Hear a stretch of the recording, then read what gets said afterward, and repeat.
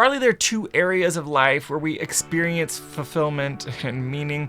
One is in our work, in our career. If you're listening to the Meaning Movement, if you're listening to the show, you know you've wrestled with some of those ideas. But then there's also outside of your work and your career. Most of us here realize that it's a both and situation. There's some aspect of meaning and purpose to be found in our day-to-day work life, and there's some to be found outside of that. My conversation with Paige NeJame, we get to dig right into that topic directly. Paige is a volunteer with the Carbon Almanac network. I met her volunteering there as well. She's a writer. She is a long-time entrepreneur, small business owner. We get to dig into some of her work journey, some of her involvement in this amazing project, and the meaning that she's found along the way from being involved. I can't wait to share this interview with you. She's just a dynamic woman. I've really enjoyed getting to know her. I think you'll enjoy this little bit of a taste of who she is and what she's doing in the world. Welcome to the Meaning Movement podcast. We know you want to build a stress-free life and business that gives you the financial freedom and lifestyle that you want. In order to do that, you have to eliminate the conflict between your work and the rest of your life. But the problem is running a business is hard and requires sacrifice and commitment, leaving you feeling depleted, exhausted, and even burned out. But we believe that every entrepreneur deserves to recapture the motivation and energy they need to run their business. And that is what this show is all about.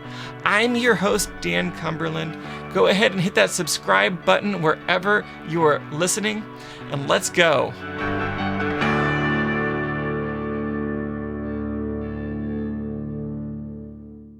Paige, welcome to the Meaning Movement podcast. I'm so excited to have you here with us. Thanks, Dan. I'm so excited to be here. The question I'd like to begin with is, how do you begin to talk about the work that you do?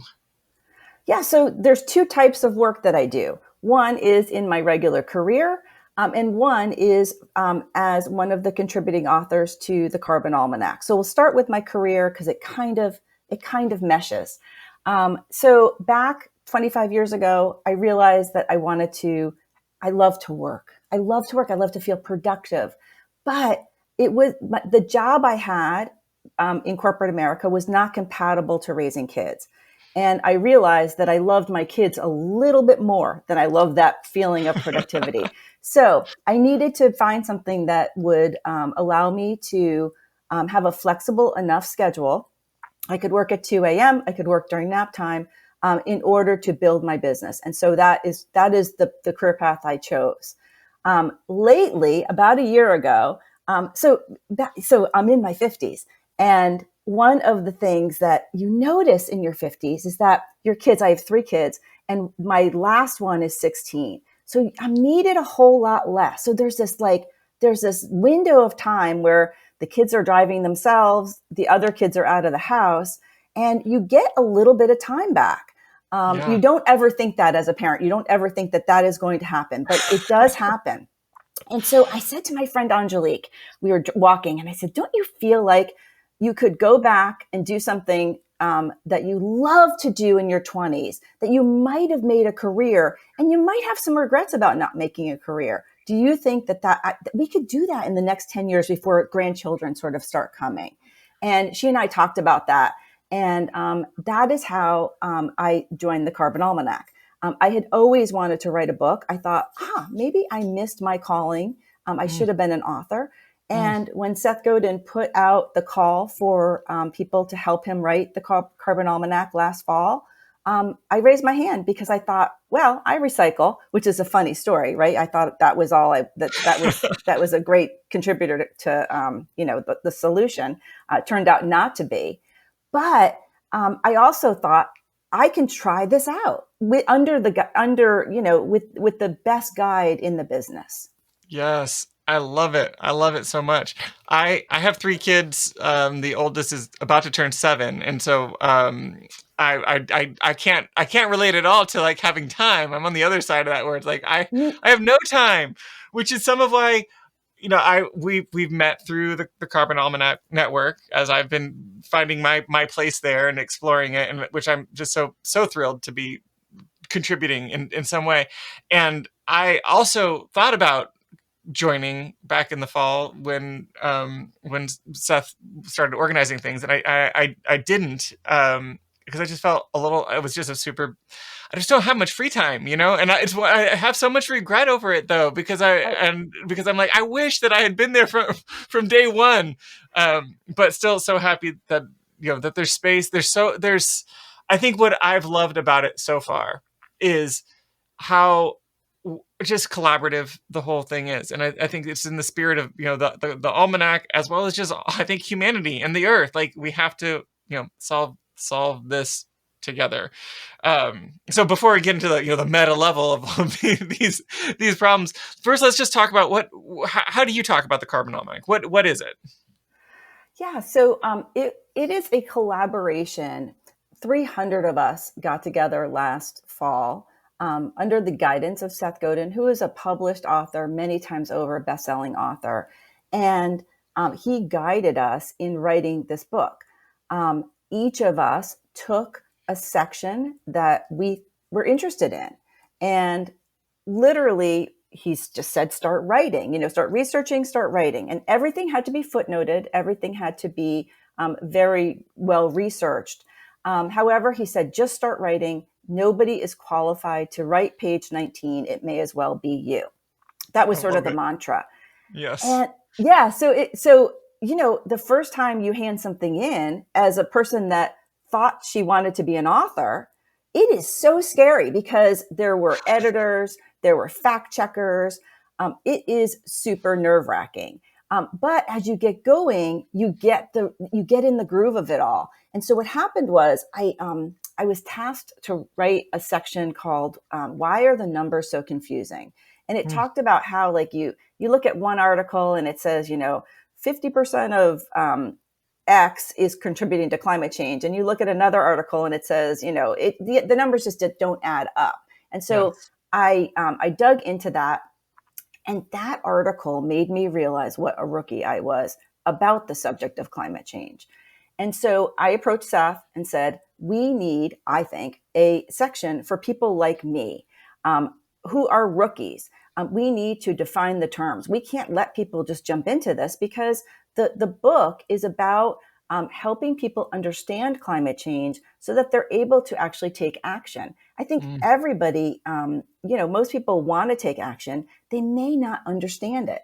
And so I found myself in the position of that rookie. And I thought, I can talk to these people because I was one 5 minutes ago. Yes. Yeah. I love it. Well, I love that piece of you just you're saying, like, you wanted to be an author, or like that there was kind of this latent maybe desire in you, and I'm curious just to hear a little bit about that, about your relationship with writing as kind of the entry point into your involvement here. Yeah. So as a small business owner, you won't even believe what I do, and that I actually write in my business. Nobody can believe that the two are even related. But I own a painting company in the Boston area, a house painting company in the Boston area. And one of my favorite tasks is working on search engine optimization, which means I have to write articles for my website so that I rank really high in Google. It's just something that I love to do. And if I never had to do anything else in my business, I would be so happy. Of course, it's only probably a 10th of my job. So I feel like I'm a pretty good writer. I have all the tools. I've learned about search engine optimization. I've learned to write really clearly. And that's what the rookies needed. They needed somebody to lay this out in a really clear, bullet pointed way with some really nice illustrations. Yeah. Very, very early on, we brought in an illustrator from England who was somebody on the project. And Mishi and I worked together to write and illustrate the rookie section, which is the front section of the book. Yes, I love it. It's just super fun just to see how that skill. And I think you were talking about this before we really even hit the record button. But like how you collect these skills like along the way of your life, and you don't really know. And this is something I've been experiencing personally in my own work. um Sometimes you don't know that you have them, or maybe you've just forgotten about them, and Right. then all of a sudden there's like some need, and it's like, oh, I can do that now, but you don't. I don't know. It's like you've grown, but you don't realize you've grown. Right. You've forgotten the skills, right? So here's a good example. So in my office, when somebody is sick, I might go in and fill in their job. Now I've Yeah. done their job probably 10 years ago. I've done all the jobs. And I'm Yes. always a little bit nervous that first day Yes. because I'm thinking, do I have the muscle memory? And inevitably within 2 hours, you've got the muscle memory again. You're like, oh Yes. yeah, I remember how to do this.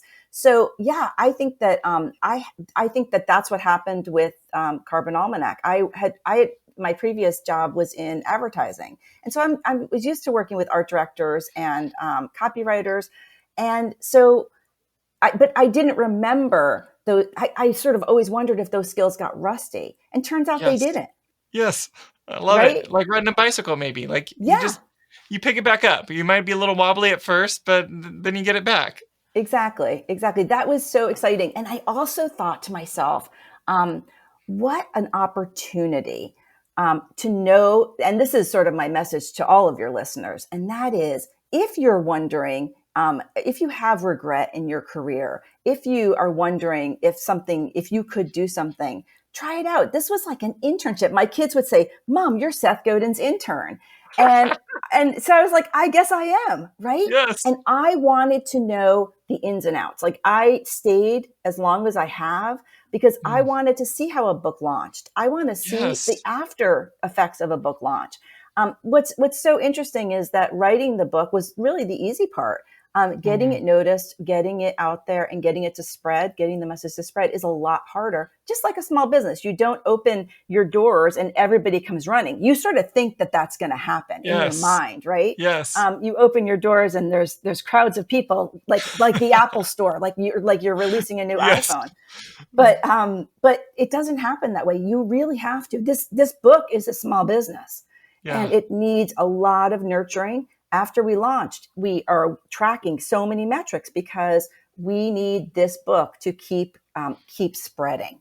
Yes, I love it. Well, and that's really validating and helpful for me to hear, because like I said, I feel like have so much regret that I wasn't involved from day one. But I'm happy to hear that that there's still so much important work to be done. And so yeah, Yeah, it's and to be I clear, I yeah. never would have joined if my children were 7 years old. Yes. There's just no time for that. If you want to do a Totally. good job as a parent, right? Yes. Yes. But you will notice this. I hope you notice this as your kids start to leave the nest or need you less. There is some time that does free up, and all Yeah. of a sudden you're sort of looking around, and you could use that time to scroll Facebook, Yeah. or you can use that time to Big do change. something meaningful. Yes. Yes, I love it. I love it. Well, I'm super curious just about. I mean, I'm in the message boards, and finding my way to how I can best lend my the little time and and effort and my voice that I can. Um, but it's an amazing thing to witness so many people. I don't even really know how to describe it, because it's I want to say like decentralized. That's not quite the right word, but I just want to hear maybe a little bit more just about like just the messy and beautiful and complex process of like getting a bunch of volunteers to write something together, and then also continue on to like make podcasts and photo books and kids books and all the things that you and the community have been creating. I just want to hear more about your experience through that process. Yeah, so let's sort of lay it out for the listeners. Yeah. We are working on a messaging board, I call it, called Discourse, and Discourse allows it's incredibly complicated when you first get on, and I think Yeah, that it's a overwhelming. little scary, right? I remember thinking, oh my goodness, I'm going to need my kids to help me understand even how to get around here. It's like Slack on steroids. Yes. Um, Yes. so I think you know there are very few times in life where all the right people show up with all the right attitude. But that's what happened last Mm. fall. There was not a lot of there was not a lot of trouble. Like there was not a Yeah. lot of politics. There was not a lot of Yes. drama. There was no drama, and Yes. it was. I hearken it back to it's like it was like working with a great improv group. You would Hmm. say, I think we should do X, and then somebody would say yes and they would Mm. make that idea better. Mm. And I'm not sure that that kind of magic will ever happen in my life again. It really Yeah. was like it was just magical, and we all felt it. We all Yes. felt it. Um, the it, the the designer there were designers. They did a lot of heavy lifting because there were very few of them. There were more writers than there were designers, and Mm. so in the end they had to take all of these articles and make them cohesive. The people that did the infographics were geniuses. I mean, I've never worked with people that could take an idea and distill it down to just like the simplest graph, Yeah. so that it's so easy for just you to open the book and just understand a little more about climate change. And so it was it and it was a little messy, right? So the messiness came at the end when we were trying to make this whole thing cohesive.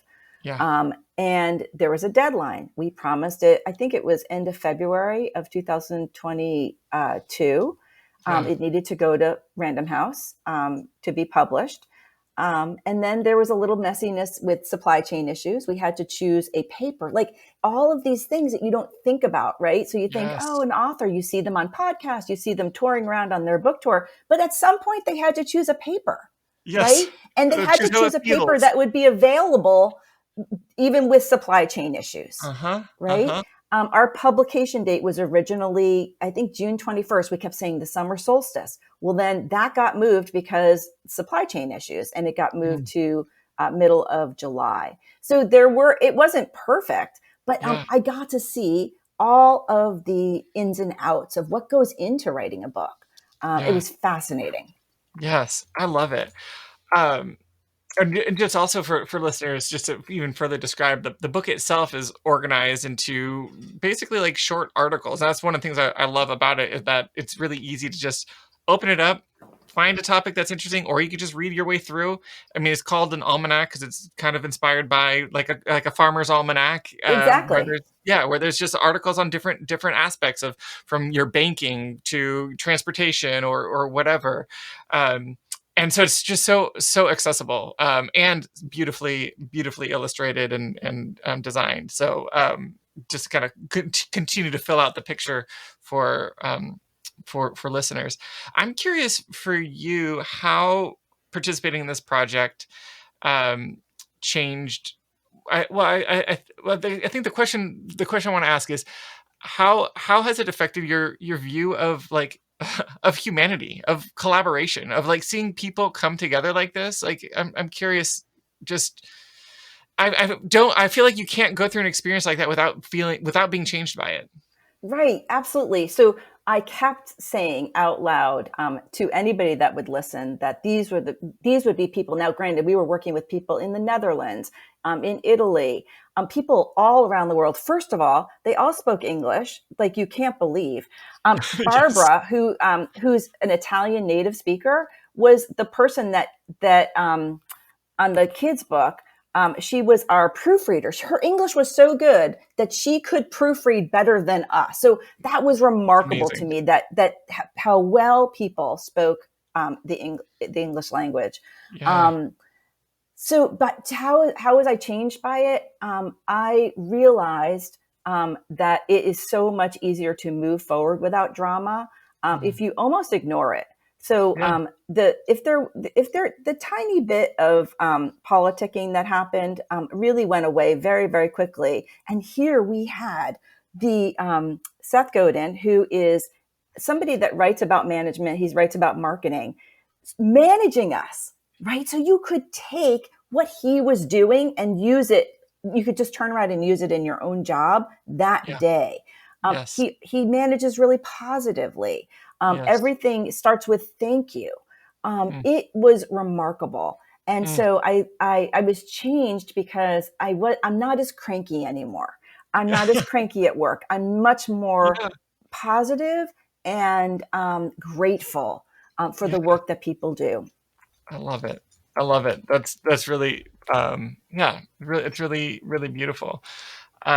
Some of my draw, I guess, to what made me reconsider my decision not to be a part of the project was, well, one, the book is just beautiful, and I was like, I just want to see, I want everyone to experience it, and and then two, just feeling uh like I want to be able to look back and be able to point at something. This is where the feelings come up for me, and like to tell my kids that I tried.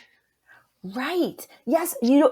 Can you imagine what our kids are going to say about us 30 years from now if we Yeah. don't try? And so I Yes. agree with you.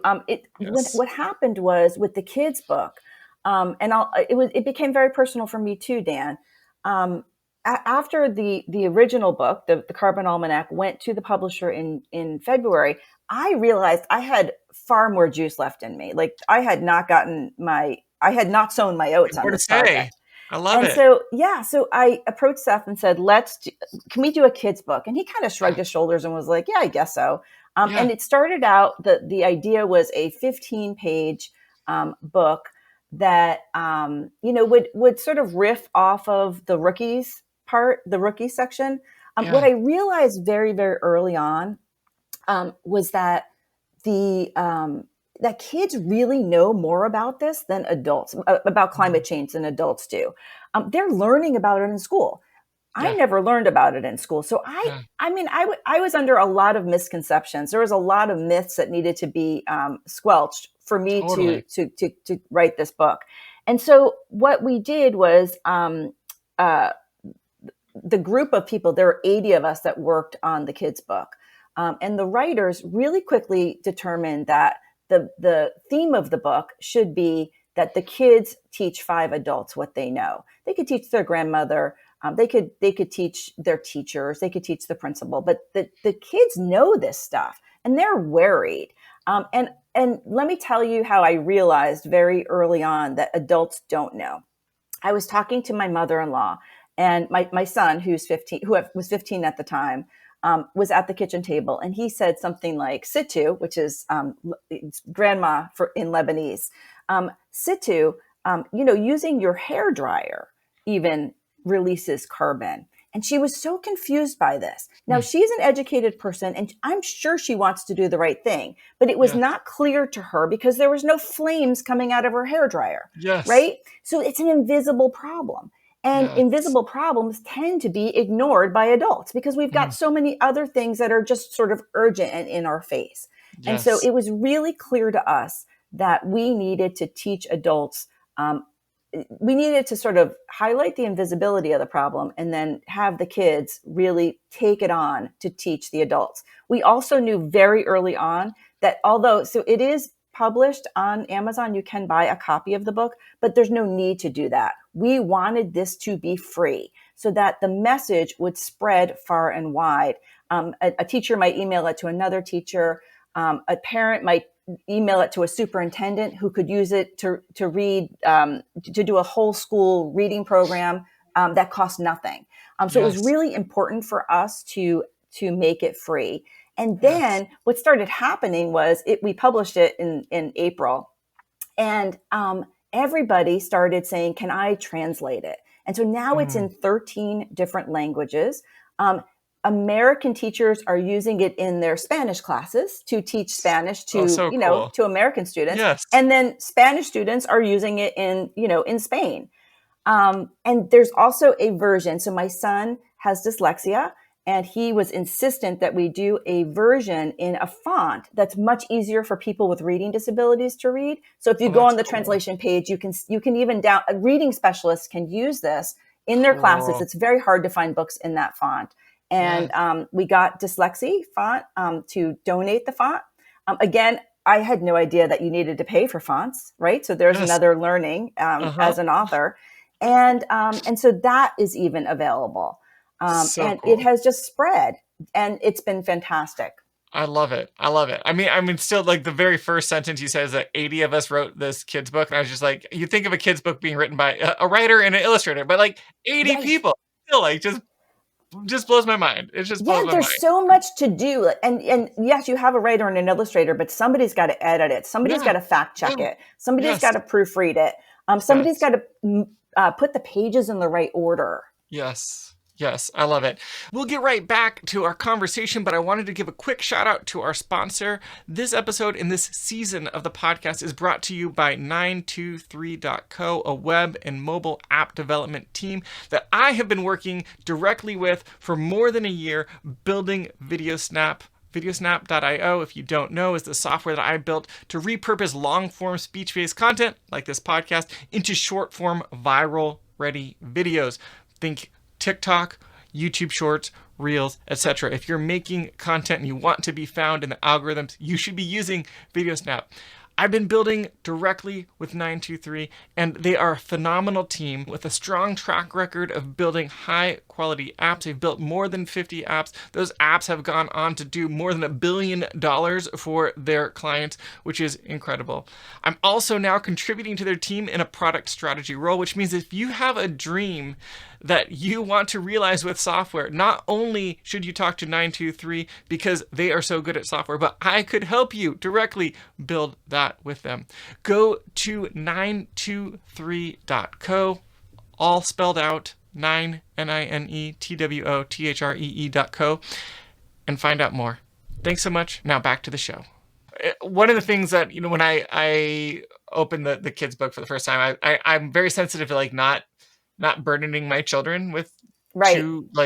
too heavy of stuff. And I was really appreciate the way that it was that the messaging is done in the book, that it's like, if you're swimming in a pool and it's heated and it's okay if it's not like it's not perfect. And I think that's the message that I think comes across really, really well. It's like the earth, humankind, all living things on earth don't need you to be perfect. They just need you to Yes. care and to take action.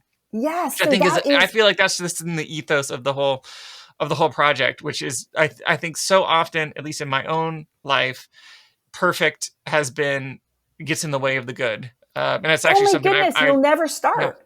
We Yes. would never have started this project if we were Yes. waiting for perfect. And Yes. I was doing a talk last week and somebody raised their hand and said, I'm thinking of getting an electric vehicle, but that's not perfect because if I plug it in, I might be using electricity that's Yes. generated by coal. And I Yes. said, yep. Yep. Right. If we can't wait till it's perfect. I mean, Yes. it's better than gas, but it's not Mhm. perfect. And It's I not don't perfect. want people to feel bad. And I certainly we didn't want the kids to feel bad about taking an airplane if that's the only way you can get there. Now, Yeah. we also talk about in the kids' book the fact that shorter distances, you might encourage your parents to take a train because Yeah. it's so much less carbon emitting than a plane. And Yes. oftentimes it's only a 15-minute difference when you talk about, the wait at the airport, the security line and all of that. So we Yes. talk about that, but we say ultimately, if your parents are, making you get on a plane, get on the plane with them. Yeah. We don't have to be perfect here, but we Yes. do have to start. Yes. Yes. And I think it's just such an overwhelmingly positive message that I think so much helpful, so much more helpful than the common message of guilt or shame or it's too big of a problem, there's nothing you can do, and instead Right. it's like there's so much you can do, just do something. Right. Absolutely. Yeah. I think people, if you look around, a lot of people talk about individual actions that they can Mhm. take. They might get the electric vehicle, but if let's say you're in your company, you are in charge of your fleet. Maybe you could get hybrids next time, or Yes. maybe you can get electric vehicles Yes. if you're not going more than 300 miles, radius. Yes. So there are ways to take those individual actions that we're all trying to do, but feeling like, is this really going to be enough? And multiply them. Yes. I love it. That's a really great, yeah, really great way to think of it. How can you make your choices, multiply your choices without forcing them on other people, but to just make those small adjustments, those small changes that can have bigger ramifications, which is Yeah, which is absolutely. really In the kids book we talk about, I think there was one of the ideas was um, the kids could go to their school officer and say, "Hey, can we hang up signs that say no idling while you're waiting for while you're picking up your kid?" Now yeah, that's a systemic change, right? yes, If one person stops their car from idling, that's good. But yes, imagine if we can get the whole line of pickup parents to yes. stop idling while they're waiting. We could It's save a so good. lot of carbon.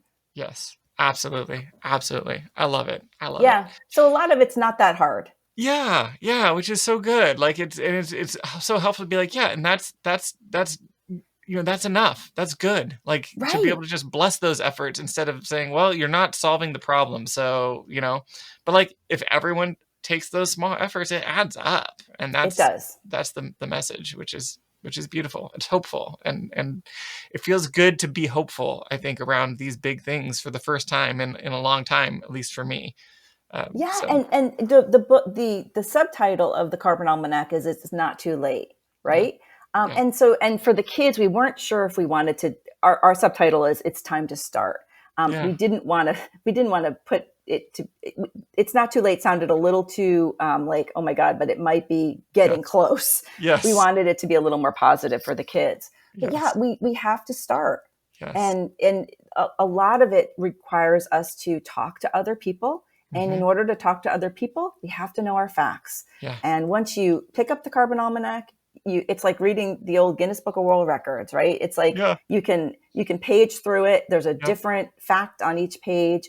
Very, very easy to read. And then when somebody brings it up, you don't have to avert your eyes. You can actually have a conversation and think yes. about how you can solve things. Yes, that's so good. And just to remove the shame, the shame from it, I feel like is a Right. part of it. Like no one knows all the answers. No one knows it all. There's plenty of gaps, but we all have them, and we can move forward together, Yes. which is cool. I love just being able to pick it up. We have an Airbnb on our property.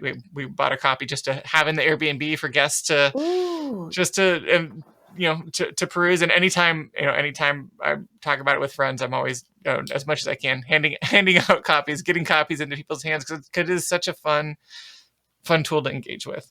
Yeah, So absolutely. And one thing to tell the listeners is that this was all nonprofit, yes, or I guess it's all volunteer, right? yes, So any profits we make, we have bought books for school libraries, we bought books for nonprofits, and we've given away probably more books than we've sold. yes, And that it was the whole point of it. I love it. Anytime we did make money, we were putting it back into getting books in more hands. I love it. It's so good.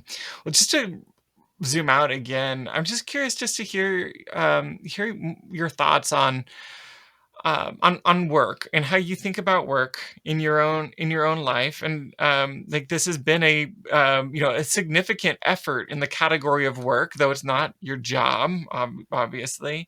So I'm not sure exactly what the question is here, but I think I just want to just hear yeah, how you think about work in your life, and how this project has impacted how you think about your next phase of work.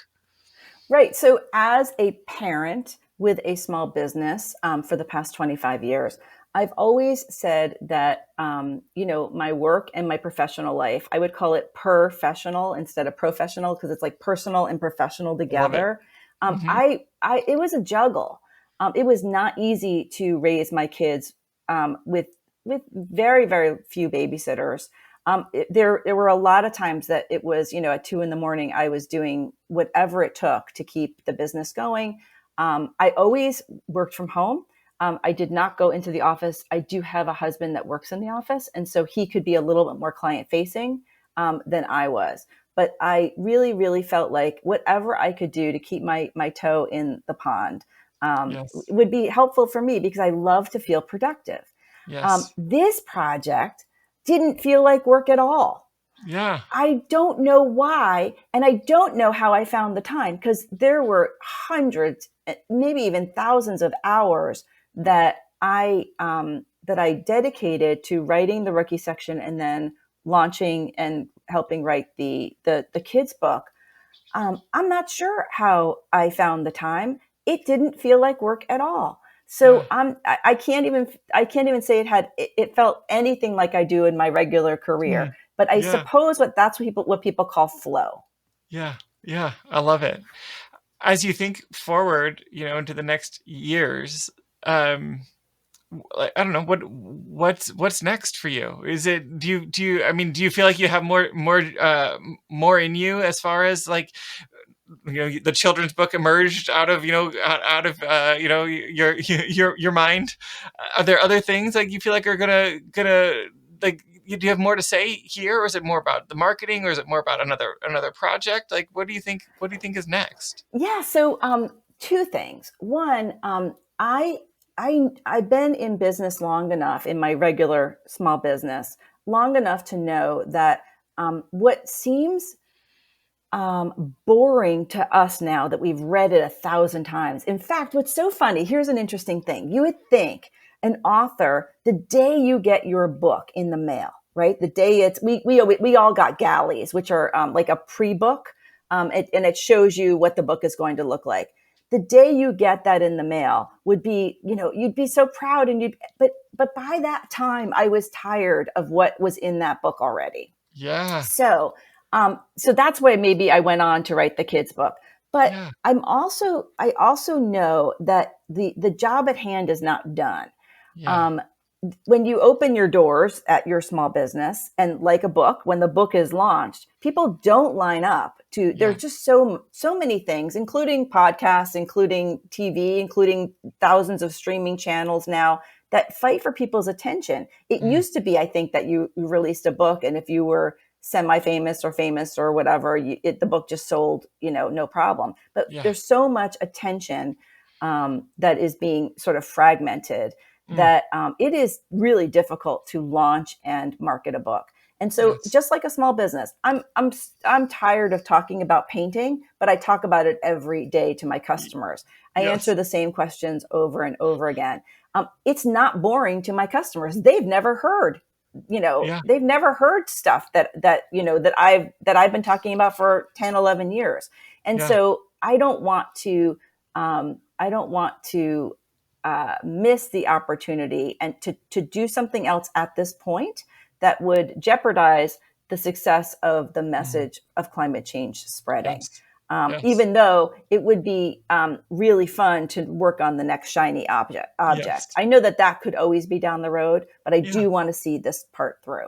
I love it. I love it. I mean, it makes so much sense. We've only just begun, and there's still so much more work to do. So Yeah, much more work to do. absolutely. Yeah. Yeah. I'm curious, as a business owner, if there are, or maybe the question is, what changes or have you made in your business as a result of the things you've learned about you've already mentioned about even just seeing how Seth Godin, led the project and how that affected how you show up, in your Oh business. my goodness. But I'm Yes, curious just to hear absolutely. some of other things that other ways that this project has changed your business. Yeah. So immediately I realized that there were some low hanging fruit, right? So our salespeople have always been, for the past 10 years, they've always been in hybrids. That was a business decision, less a climate change decision, although it's a great decision for the climate, right? So we've got these really, really fuel efficient cars that cost me a whole lot less to run than a gasoline car. And bonus, it's great for the environment. So Yeah. I start there, that was a place that we had done 10 years ago. But the Yeah. low hanging fruit. Okay, so in a painting business, you buy a lot of paint, Yeah. and in our software that we use to estimate, we now default to the same white paint for everybody. Now, if you wanted a different white paint, it would be no problem. But most Yeah. people don't care about the white paint that we paint on baseboards or Yes. wainscot or crown molding. They just want it to be sort of a bright white semi-gloss. So we default to the same color so that we can buy it in bigger containers than the small gallon containers, Yeah. and Yeah. that saves. Save some material. Yeah. Exactly. Yeah. So Yes. that was something that we did almost immediately. Yeah. That's so great. I'm sure the list, I'm sure that there will continue to be things as you Oh yeah, make no, connections and make absolutely. There was a realizations like, oh few yeah, things that there's were, more yeah, things. low Yeah. hanging fruit. I love it. I love it. That's great. Well, I know that my s- you know my involvement in the Carbon Almanac started with me. Well, started with me not not joining, as I already mentioned, in the writing process, but then buying the book and then feeling like this is just I just need to do more. And then I think at some point, Seth Godin put a kind of a call out to people who want to do more and be more involved, which has just been, it's as I think, as I've said already, like just what I think is one of the most meaningful things I'm doing right now. Other than Seth would maybe, say the same thing. raising my kids, and then I try to do everything, bring meaning to all. I mean, it's the meaning movement, right? Like it's a big thing for me to be contributing to things that I believe in. But this is something I really believe in. But for people that are listening, I'm sure people are asking, so how can we help? What can we do? And so maybe, whether that be low hanging fruit for the choices they're making in their lives, or specifically around spreading the word. I'm curious what your thoughts are. Yeah. Okay. So let's talk about the low hanging fruit. Yeah. Take that low hanging fruit, do what you love and Mm, that you're passionate about for the environment, and yeah. then try to 10x it a little bit. That's So great. let's give an example. If you live in a condo and you're passionate about, I don't know, composting, right? Yeah. You can compost in your own kitchen, right? You have the little bucket and the outside your door. I guess you'd have a little hill of worms. But what if you could get the whole condo complex composting? That is Yes. the way to 10x it. Systemic change is what we're really after, because individual change is going to be a little bit too small. Yeah. But it doesn't have to be that you're marching on Washington with a picket sign. You Yes. can literally just compost within your condo community and affect maybe 300 other families. Yes. That's a big change. The signs that I was talking about earlier, where you Yeah. say, like, you're going to turn your car off and not idle it, that's fantastic.